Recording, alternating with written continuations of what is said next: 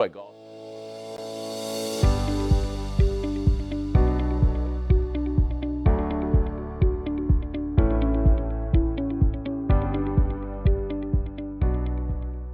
Speeches to attend to today. Hi everybody, welcome back. Anybody do anything fun over the last day or so? What'd you do that was fun? You're shaking your head, yes. I saw the second Spinal Tap movie. Oh, you saw the second Spinal Tap. Was it funny and fun? It was. Awesome, I can't wait to see that. And if you know about Spinal Tap, it's a mockumentary about an imaginary rock band. And it talks about all the things that they go through in their band. And in a comical way, because now the rock music world is a parody in a lot of ways. And we use the word rock star to describe someone who is not necessarily a musician, but when somebody says, oh, they're a rock star, what's that mean? No guesses? It just means somebody's like really out there leading the charge. They're the top of their field. They are getting the most attention. They are really up front. So I hear this a lot among people and groups who talk about a person who's doing really well in their area. All right, well, there's about 100 things I could go off on, but I'm not going to today because we have more speeches to get to, and it's not really my job to go off just yet. It is at a certain point, but as I was talking to Corey about, we can't necessarily go off about just anything anymore. We might get turned in. Now, don't worry about this class because it's being recorded. It's on television anyway. So what's to hide? Nothing. We just keep our demeanor, keep our filter up. Now, you know your grandparents, right? They say things that are kind of off the wall, but sometimes kind of true, but you don't really want to admit it. Why is that? Because as you get older, your filter tends to drop down.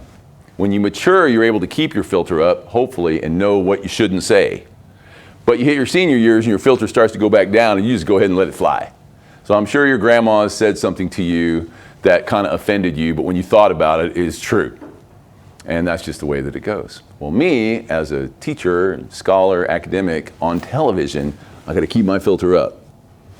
And remembering that this is a speech class where we're encouraged to talk about things, important subjects that are part of our society, part of your lives, and part of our society. When we get to the persuasive speech, you're going to be arguing some significant topic, not just whether chocolate pudding is better than vanilla pudding, but some significant topic. And that's where things can get supercharged because they get emotional.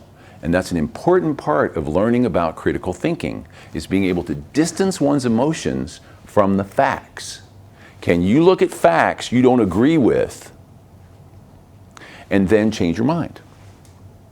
That's the hallmark of an educated person. It's the hallmark of someone who's a good critical thinking. You may not want to think that way, but when presented with an actual fact, meaning data and numbers, that you can say, you know what? Oh, I guess I was wrong about that. It's really important. And so we'll talk more about that as time goes on. But today, we need to jump right into these speeches. I think we're back up to the top. It's going to be Marianne. I thought of you when I went to the grocery store the other day because I bought some sourdough bread. I looked at all the ingredients, like, okay, I'm going to get this one. Yeah, and it was good. So see, just one statement. It's the butterfly effect, right? What's the butterfly effect? Y'all know that? Well, what's it mean, the butterfly effect? Nobody's got that one? Go ahead. One action creates more action. So it comes from this idea that if there's a butterfly in Africa and it goes whoosh one time, that little breeze joins another breeze, and that joins another breeze, and that joins another breeze, and somewhere over the Atlantic, it becomes a hurricane. And then it winds up hitting the United States. It all started with a butterfly going whoosh, like that. So when one person says something and other people respond to that, or when one person does something and other people respond to that, that's the butterfly effect. It's cause and effect is what it really is. If you get into plot lines and how stories are told in films or whatever it is that you watch narratives in, that one thing happens which causes the next element in the plot development. Okay, but we're not here to teach you about that today other than what we've already said. So with that, we're going to bring Marianne up and get these speeches started. So you have the floor. Okay.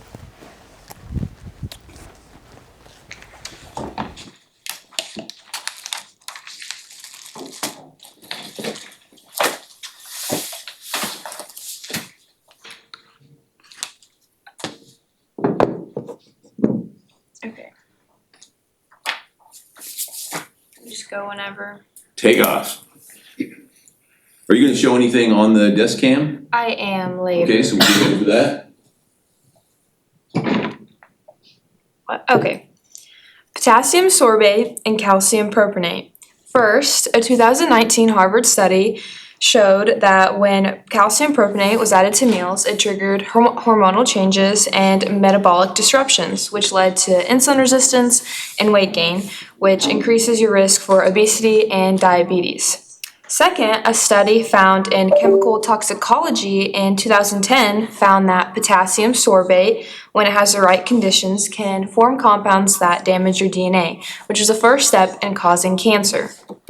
You're probably wondering, why are you telling me about these weird chemicals and what does it have to do with me? Well, what if I told you that these ingredients are hiding in our everyday lives? These preservatives, potassium sorbate and calcium carbonate, are just 2 out of many of the ones out there. And these 2 preservatives are most commonly in baked goods and breads. So if you go to Walmart and you turn around, a little croissant or whatever, you'll most likely see those on the back. These 2 chemicals have been shown to cause adverse health effects and decrease quality of life. So as college students, we want to take care of ourselves right now and set up for a healthier future. You can think about, like, you wouldn't put diesel in a car, just random well, maybe if you have a truck, but like a regular, like, Honda, you wouldn't put diesel in it, unnecessary chemicals that it doesn't need. Same thing, you wouldn't put chemicals in your body that you just don't need. So today I'm going to explain what clean ingredients are, how to spot them, and why being able to recognize clean ingredients can benefit you. So, what are clean ingredients? A simple definition is that they're recognizable, minimally processed, simple ingredients. So I have an example here that I brought with me, which is my sourdough. I think you're just going to have to hold it up for us, so there's maybe an issue. Just hold it up. So you can't really see it, but there's like 3 or 4 ingredients, and it's just the sourdough starter, and that's pretty much all that you need in sourdough. Some sourdoughs will have like a big long list of ingredients, and you want to stay away because those are unnecessary preservatives and additives to your sourdough where you can just get the natural thing. Other examples can be like just whole grain oats, almonds, honey, sugar, clean, readable, minimally processed. And this is important because whole foods are easier for your body to process other than preservatives and chemicals. So now you know what clean ingredients are. How do you spot them? We kind of discussed this a little bit, and this answer may seem obvious, but food industries have gotten really clever on hiding all of these harmful ingredients in our food.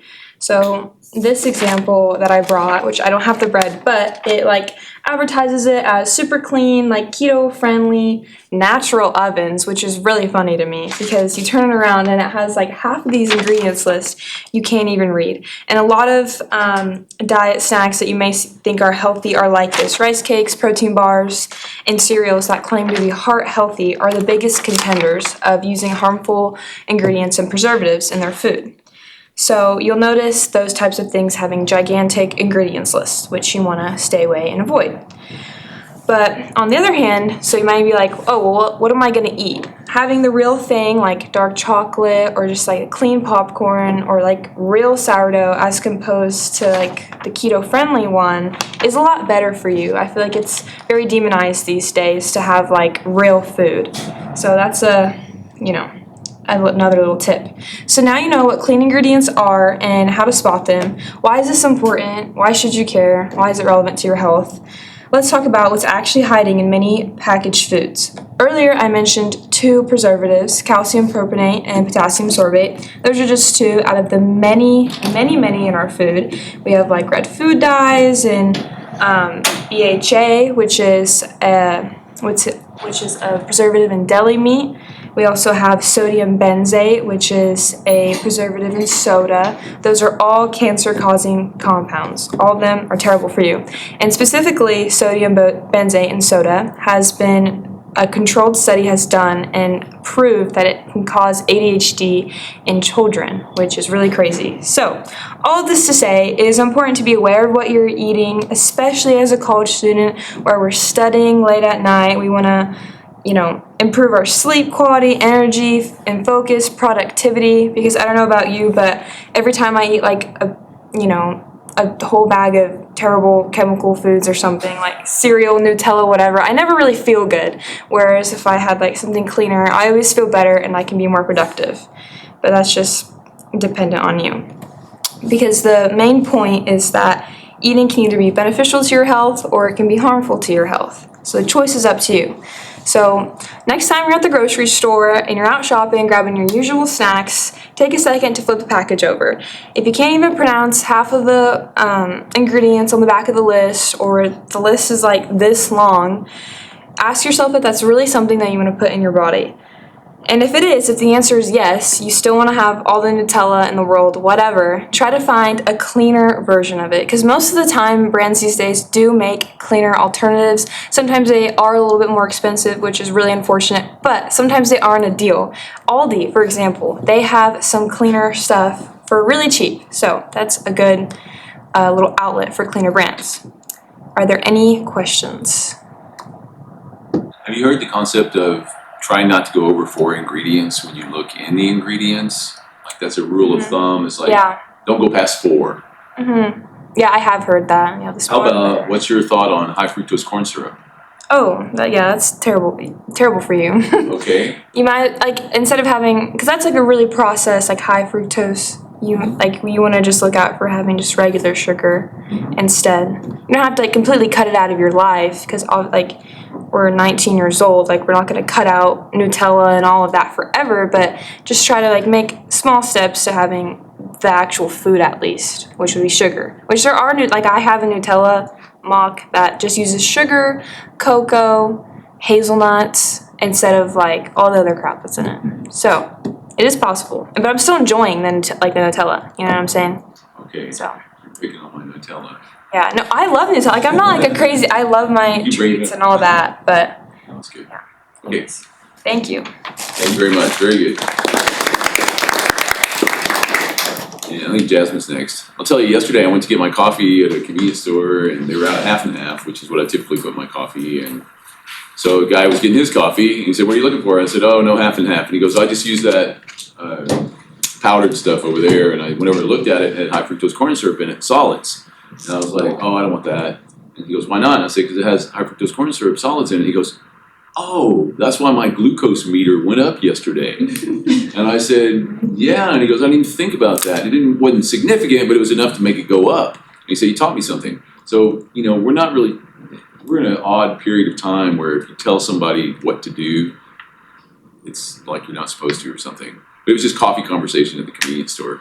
But it can make a difference when you tell somebody. That's the butterfly effect, as we were talking about earlier. Yeah. Now you'll watch out for that non-dairy creamer powder that's in the convenience store from now on. Okay, Jasmine, you're up. Did you know that about 1 in every 182 schools, some students are diagnosed with autism? Today I'll be talking about autism in a classroom. Is this not No, working? you just have to show it Okay, to us well, or talk to us about It's it. the best I can get. This is my stepbrother Mason. He's 17 years old. He has autism. At first, it was hard. This was hard to adjust to, but the more that I was around him, the more I was easier to understand him and how he processed things, and for me to communicate with him better. As this might have been easier for me to talk about or to learn about with him, it might have been different in a classroom. Today, I'll cover what autism is and what it caused, how it's caused, how they process things inside and outside of a classroom, and some challenges that might follow as well. What is autism and what causes it? Autism spectrum disorder, or ASD for short, is a complex developmental condition that affects individuals how they communicate, interact, and behave. What causes ASD?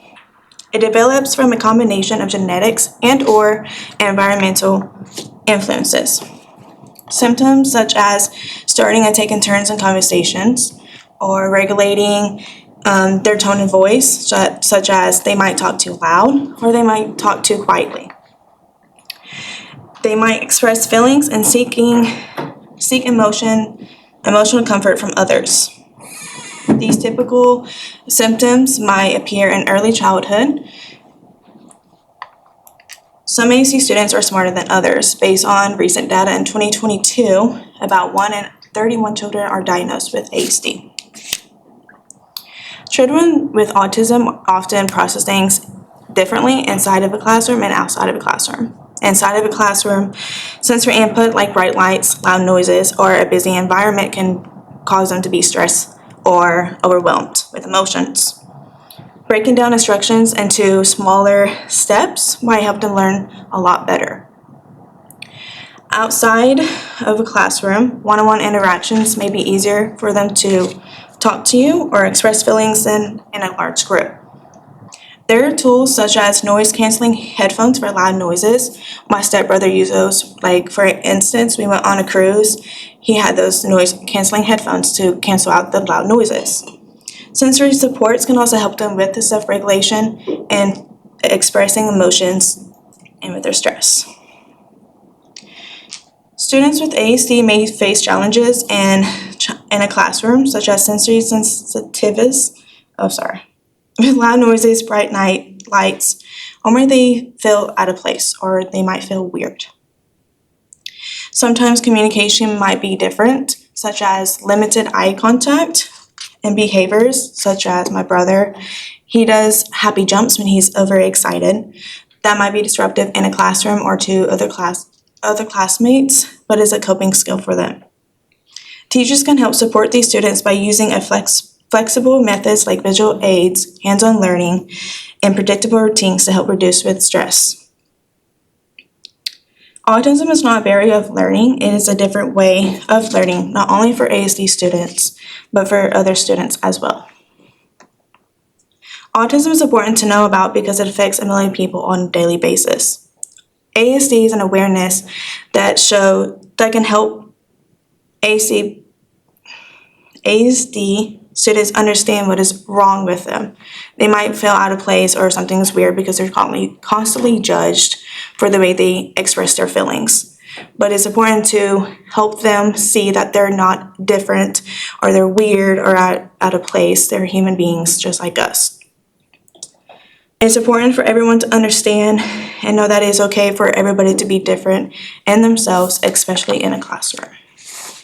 Any questions? Okay, thank you. Very good. Jasmine, that was an awesome improvement from last time. Just really good. Okay, who's next?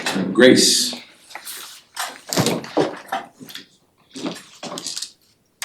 Why don't you just pop up there and throw down a riff for us before you start? What do you say?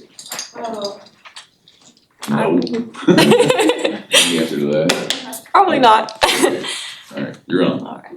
Today I wanted to share about a little bit of the history of the saxophone, a little bit of how it works, and why it's important to me.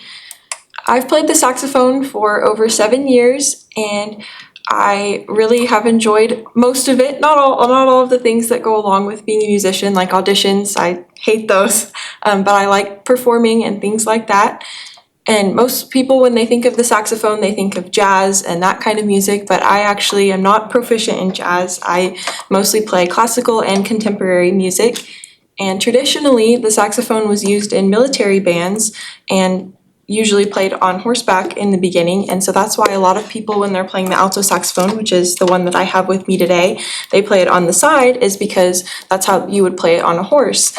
And there are several different types of saxophones. For instance, this one is an alto saxophone, but if you're playing a tenor saxophone, which is a little bit bigger than this one, and then the baritone saxophone, you'll always play it on the side because it's so heavy. And some people, when they play baritone saxophone, they'll even use a harness. And so this is a neck strap that I have with me today, which just, because it's so heavy, you hold it, this is the thumb rest, and you hold it like this. And so it takes some of the strain off of your thumb and puts it on your neck. And the heavier ones, it also, if you have a harness, it puts some of that on your back as well. And another fact about the saxophone is that most of the famous composers such as Mozart, Bach, Beethoven, they all passed away before it was invented in the 1840s. And so every time you hear a saxophonist playing those types of pieces, they've actually been transcribed for the saxophone. So some of the techniques that you hear that would be easier on a stringed instrument are actually a little bit harder because you have to make all of those sounds with your mouth, or what is called your embouchure, and you have to change what you're doing inside your mouth rather than just with your hands. You have to coordinate all of those pieces together. Another fact about the saxophone is that it's actually a woodwind instrument, even though it's made of metal and it looks very brassy. And the reason being is that it is a reed instrument, which is this piece right here on the mouthpiece. And the sound is created when the reed vibrates against the mouthpiece when you put air into it. Similar to the vibration of a string on a stringed instrument, the vibration of the reed on the mouthpiece is what creates the sound.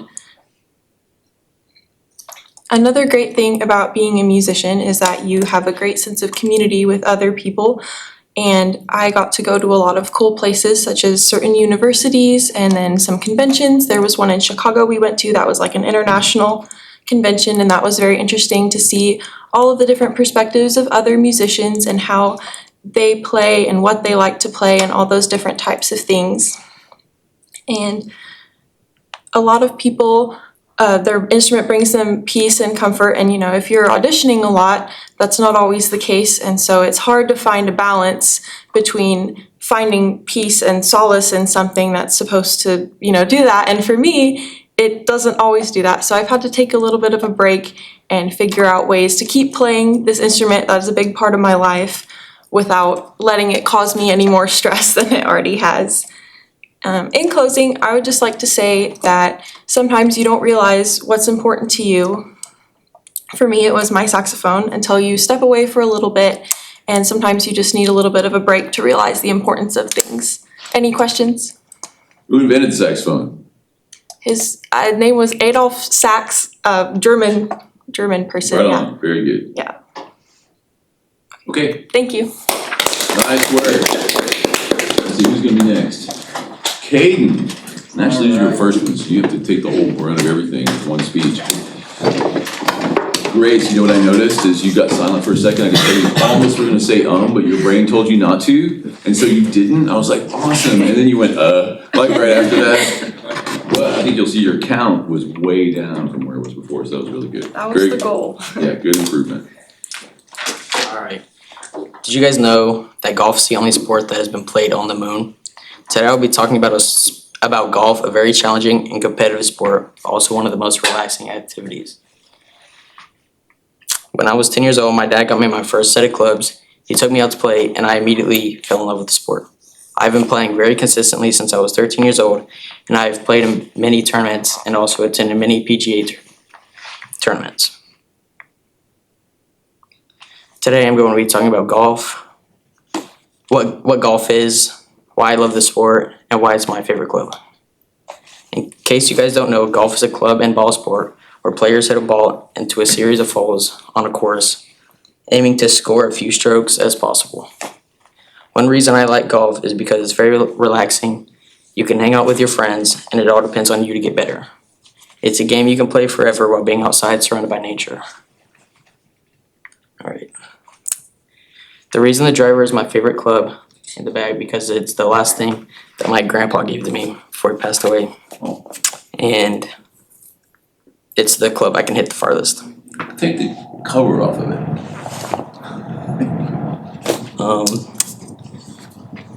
Golf isn't just a game, it teaches patience, focus, and determination, while also giving people a chance to relax and enjoy time together. So today I've shared what golf is, why I love this sport, and why this club holds such a special meaning to me. Whether you play before or not, golf is more than just a sport, it's an experience that brings people together and stays with you for a lifetime. Does anybody have any questions? What's your lowest score? 73. What is it? 73. Okay. That's good. Thank you all for listening, and I hope All right. one let's give him a day. hand. Now, I thought that King did really well there. Who's next while I'm talking here? Alyssa.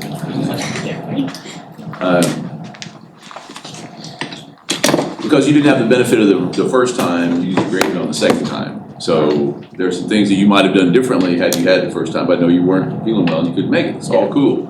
So just take things in that context. All right. But did you notice when I asked you a question, I first thing you said was as an answer. That's what I'm trying to get everybody to not do, is just answer the question. I do it myself. Everybody does it. But It just we're comes trying out. we're trying to train ourselves not to do it. Aside from that, it was really good. So You're up. Picture this, you're standing in the middle of a livestock show, the lights are bright, the crowd is watching, and your heart is racing. But you stay focused because months of hard work, feeding, grooming, and training your sheep have led to this moment. That's the experience of showing sheep at FFA. And then this is my picture of me showing. That's my sheep, Chubbs, that's what his name was. Hello, today I want to talk to you about showing sheep in FFA. You might think it's just about raising animals, but it's really about learning responsibility, patience, and skills that help you in everyday life. I was raised on a farm where we bred and lambed out our own show lambs. Along the way, I learned lessons about discipline, hard work, and time management that go beyond the barn. I'll cover 3 things today. First, how we raise and prepare the sheep. Second, the skills and techniques used in showing.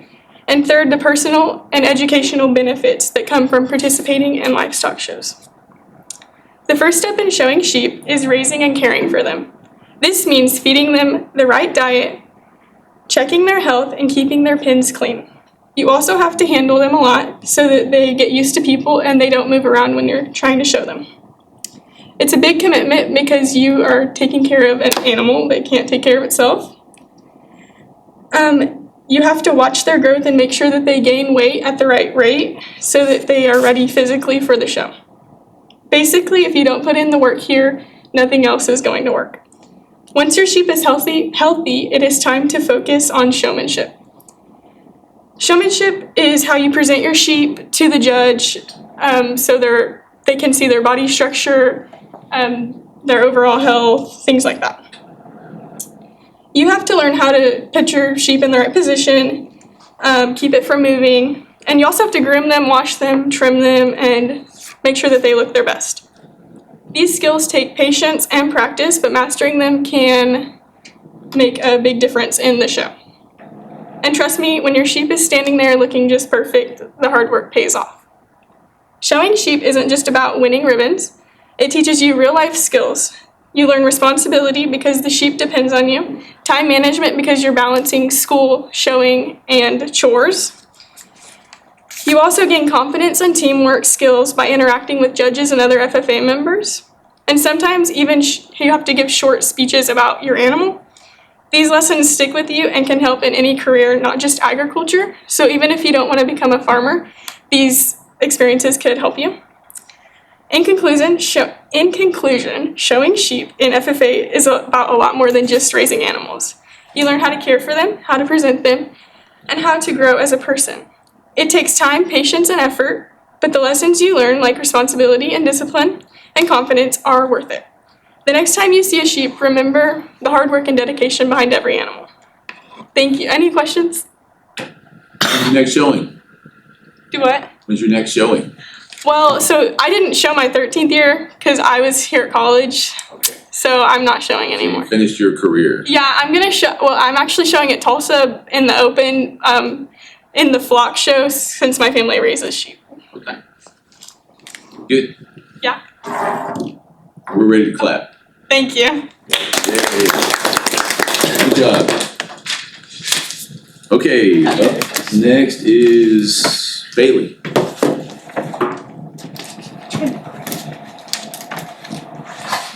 I appreciated that chocolate the other day that you gave me.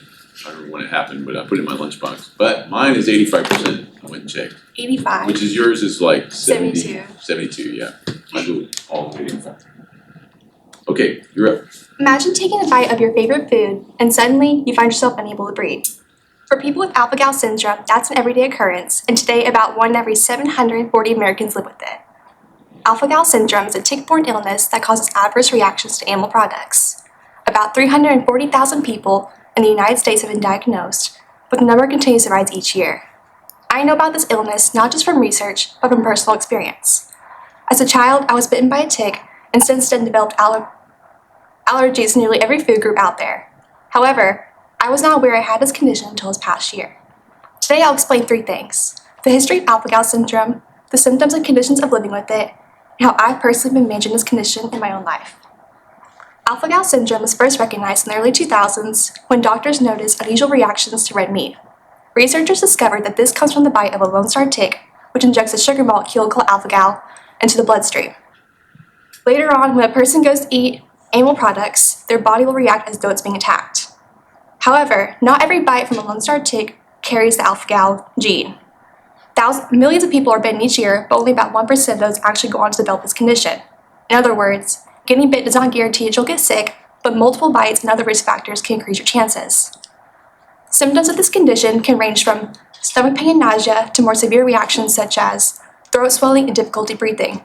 In my case, whenever I eat any kind of animal product, my body will physically reject it, leaving it stuck in my throat, which makes it very hard to breathe. This makes me feel very lightheaded and often depleted of energy. Over time, I've come to realize that it's easier to just let go of these foods entirely than to even try and risk the consequences. But like I said before, I was not aware I had this condition until this past year. But looking back, I've always had the signs, I just wasn't sure what was going on. At first, only a couple foods affected me, but slowly, that list grew longer and longer until everything I ate left me feeling sick. For the past 5 years, I would experience near everyday episodes that felt a lot like asthma attacks. These would occur each time I ate and would last for hours. I finally got tested for asthma, but when the results came back negative, I felt confused and hopeless. It wasn't until I had my food sensitivity test done this past year that everything finally started to make sense. My list of allergies includes gluten, dairy, eggs, oats, red meat, potatoes, wheat, and so on.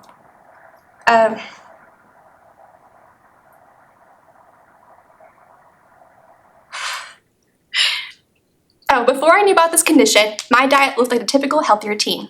Each morning, I make avocado toast and eggs, then for dinner, I'd have something like steak and potatoes. But no matter how healthy I ate, I was always left feeling sick and miserable. When I finally saw my list of allergies, it did give me a lot of clarity into what I should be eating, but it also brought forth a lot more challenges, one of those being the lack of protein and carbohydrates. Since I can no longer have things like gluten, dairy, or meat, it makes it very difficult to get any kind of nutrients in. Over time, I've started to notice myself getting a lot weaker and unable to do things I once loved to do, one of those being working out. I used to go to the gym almost every day, but over time, I've started to notice that each time I went, my list became lighter and lighter until it got to the point where I couldn't do anything without passing out. I finally decided to take a break from the gym and try to regain my energy. During this break, I found that there are ways around this condition depending on how willing you are to look for it. An example of this includes my new breakfast, which is a protein-based coffee. I know it's not a lot, but it's as much as I can do. I make these using Premier Protein shakes and I pour them over ice and espresso. I found it tastes just like a regular Starbucks coffee would, but with the added nutrients. Another one of my go-tos lately has been dark chocolate, which I brought today to show you. My favorite thing about these is that the darker the cacao, the less milk gets in it, which makes it safer for me to eat. After implementing these changes, I have noticed my energy levels starting to rise, and I feel a lot more like myself again, which I'm very thankful for. So today we talked about the history of alpha-gal syndrome, the symptoms and conditions of living with it, and how I've personally been managing this condition in my own life. Alpha-gal syndrome might sound rare, but it's a growing issue that can affect anybody who spends time outdoors. If you've ever felt a strange reaction to food, it's worth looking into. This condition has been very tough on me, but it's also taught me to appreciate the smaller things in life that I once took for granted. I'll never look at eating or breathing the same way again, and I'm grateful to finally be able to enjoy a meal without pain, and even more grateful for the ability to breathe again. Any questions? Okay, thank you. Very good. Kendall, you're up next.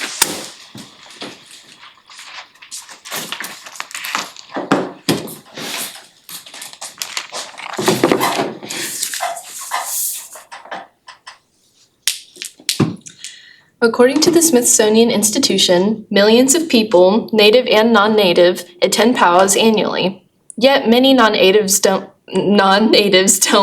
understand what happens or why they actually matter. Today I'm going to be talking about powwows. They're important gatherings for many Native American communities. Even if you've never been to one, powwows are relevant because they represent living traditions, communities, connections, and resilience. They're open to everybody, and they are a way to experience and respect Native culture.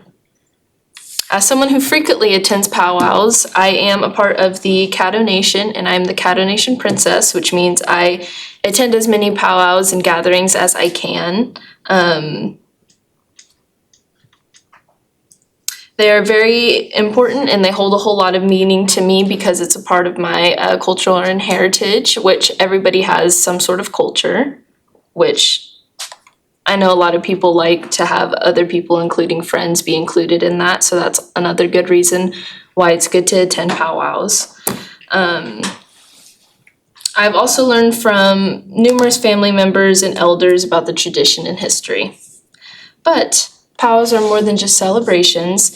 They are a cultural, social, and educational space. I'll cover the history and purpose of powwows, the cultural traditions you'll experience there, and the role powwows play in the community and identity today. Powwows have a deep history rooted in Native survival and cultural expression. They developed intertribal gatherings where people could share traditions, especially after colonization restricted ceremonies. At the Caddo Nation, we have a powwow that we hold annually that's called the Moroz Powwow, but this year was the 125th year that we celebrated that, so we started in the 1900s. But according to the National Smithsonian Museum of the American Indians, powwows grew in the late 19th and 20th centuries as a way to preserve culture and trade traditional practices and also use modern adaptations. Powwows are filled with very powerful cultural traditions that bring a lot of people together. The drum, singing, and dancing are central to the event. The drum is often called the heartbeat of the people, and in each dance, from the men's fancy dance and the women's jingle dress, they all hold meaning. Regalia, which a lot of people will mistake for costumes, are handmade and they're deeply personal, customized, and they represent family, tribes, and spirituality. I have a couple pictures of what mine looks like, which I don't know, it'll kind of be hard to see. But like for ours, we have the long dresses, some sort of apron. I wear the banner because I'm a princess, and then I have moccasins and various jewelry. Most everything holds different meanings, but I won't get into every single item that I'm wearing. But my grandma helped me make the actual dress and the skirt. This is the first dress that we had somebody else help us make. All the other ones that I own were actually my great-grandmother's, who she passed away before I was even born. But it's kind of hard to see in this picture. But in the back, I also wear these dashto, which everything on it holds different meanings and what it represents. I wear this in like the morning to afternoon, and you take it off before you eat as a sign of respect. But there's long ribbons on the back that have mirrors on it, and they're supposed to reflect any bad energy, but if you wear it at night, it can start attracting them in because of the flashing lights on them. And it's also hard to see, but there is like an hourglass shape that we have on there, and that represents the upper and the bottom worlds. In our Caddo cultural and traditions, we believe that we came from below the earth, and some of us made it all the way up following the god told not to look back. In our powwows and turkey dances, they all represent and tell the story of our people. And some people decided to look back after half the people got out, and they got closed down and stuck in the underworld, and everybody else made it out. But that was just to show you a little bit of my regalia and how some of that is specific and important to me. But beyond traditions, powwows continue to strengthen Native identity and community today. They serve as reunions for families, fundraisers for tribal programs, and safe spaces to pass down traditions. Many powwows welcome non-Native visitors, offering a chance to learn and build in respect between cultures. For Native youth, dancing or even just attending connected helps them stay strong in the modern world. Anybody can go to a powwow. We invite any and all people to come. We love showing all of our traditions and everything. The only thing that people ask is for you to show respect, and we will show respect back to you. Powwows are more than just events. They're cultural traditions, living history, and community gatherings that give Native Americans strong identity. So if you ever decide to attend a powwow and hear the beat of the drum, remember it's really not just music. It is the sound of survival, connection, and celebration. Any questions? Let's say no so we can get Jesse up there. Really good job. Thank you. So one more, and that's Jesse. That was really easy. Did I miss anybody? Oh, that's it. Oh, well, somebody who was supposed to be here isn't here, so can't do anything about that. That's their own butterfly effect.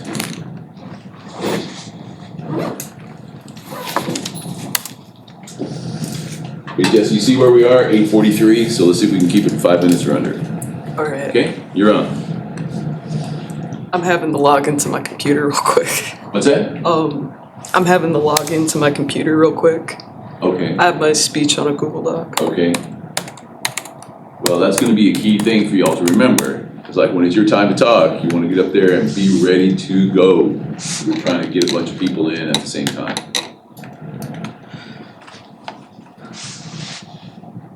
Did you know that Vin Diesel is not only into Dungeons and Dragons, but also based one of the roles he played in a film off one of the D&D characters he was playing at the time? Millions of people play tabletop RPGs, but people tend to assume it's only something for middle-aged men living in their mother's basements. Hello, my name is Jesse, and I'll be discussing what tabletop RPGs are, the benefits of role-playing games, and why tabletop RPGs are for more than just basement dwellers. I've been playing D&D since 8th grade, right around when 5th edition came out, which is the most recent edition up to date, or the most recent rule set up to date. And I've gotten into and hosted other tabletop RPGs since then. For someone who may not know, tabletop role-playing games are kind of like a cross between RPG video games and board games.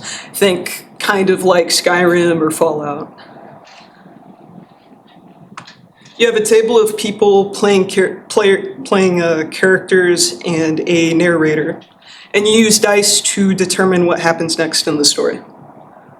Players will typically have a character sheet to pull from that'll tell them what dice to roll in specific scenarios and what modifiers to add to those rolls, what to add and subtract. The narrator, the DM, GM, there's many names, describes everything else separate from the player characters. They set the scenery, the characters you talk to, the enemies you fight, and they set the difficulty for the rolls. For example, for a fighter, rolling to hit the dragon is a pretty easy roll, say like an 8. But if they want to triple roundhouse kick the dragon in the head, that's obviously going to be very difficult. So reasonably, a narrator might set that roll to a 17, for example. The goal of the game is not to win against the DM or the narrator, but to create a story that's fun for everybody at the table. Whether this is a highly dramatic, action-based campaign, or if it's more comedy-focused. Some of the benefits of tabletop RPGs is it definitely strengthens your creativity and critical thinking, because what you're pretty much doing is kind of improv with your friends. It definitely gave me a lot of confidence as I was pretty socially awkward as a kid and more into nerdy things. It definitely takes a degree of vulnerability to pretend you're a silly fantasy character, even if it is just with your friends. A lot of people think it's a expensive hobby and that kind of turns them off it, but it really doesn't have to be. A lot of people think you need to buy these fancy, expensive books, you need to buy all these little miniatures and battle maps, but it's really not it doesn't have to be that way if you don't want to. So today what I've brought with me is all you need to play Dungeons and Dragons. I've brought a character sheet, which you can print out and fill out online.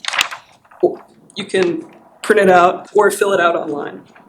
And I've brought one of my sets of dice, which you also do not need. You can just use a random number generator.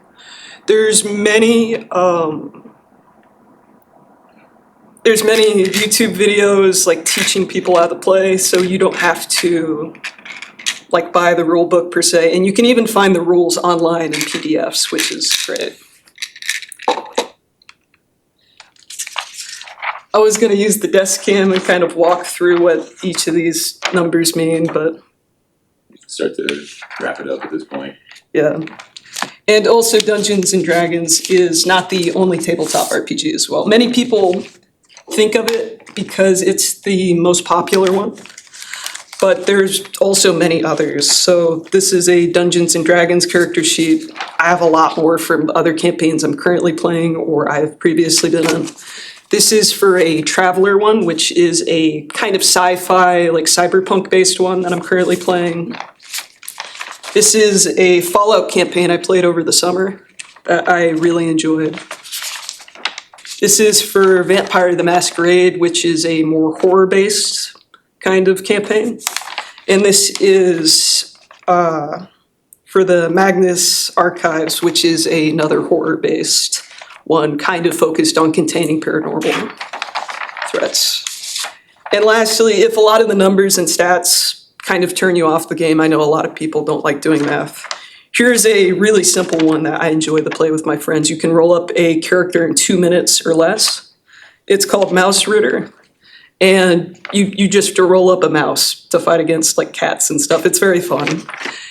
I hope that you walk away from today knowing that the hobby is a lot more approachable and accessible than a lot of people think. And it's a lot of fun too to play with your friends. Any questions? We're going to say no because we wrap it up. So,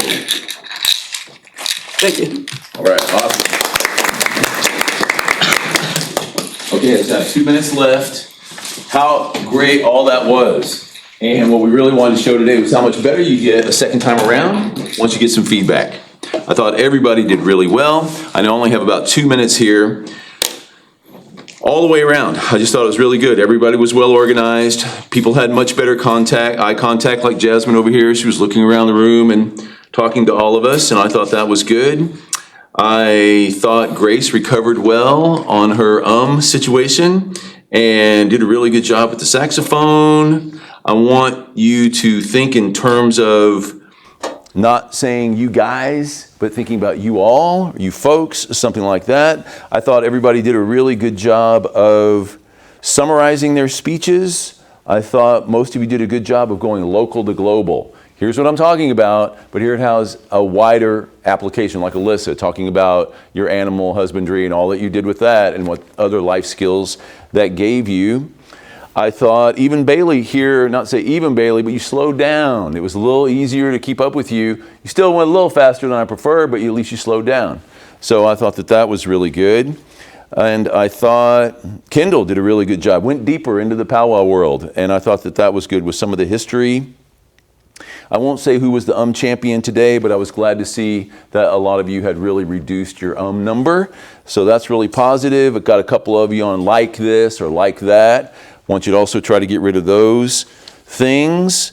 I just thought everybody did a lot better, and that's the benefit of practicing, getting feedback, and then doing it again. Everybody's better. I mentioned a couple of you. Stand up here with your shoulders back. You know, Grace, longtime band nerd, she didn't even have to think about it because she's used to being in the band where they make you stand up. Pull your shoulders back. Why is it important now? Because it's similar to what Marianne says. You're living now for 20 years from now. Your posture now is going to be how you feel 20 years from now, same as the food you eat. Okay, we're out of time. I have these sheets back for you. We'll see you next Monday.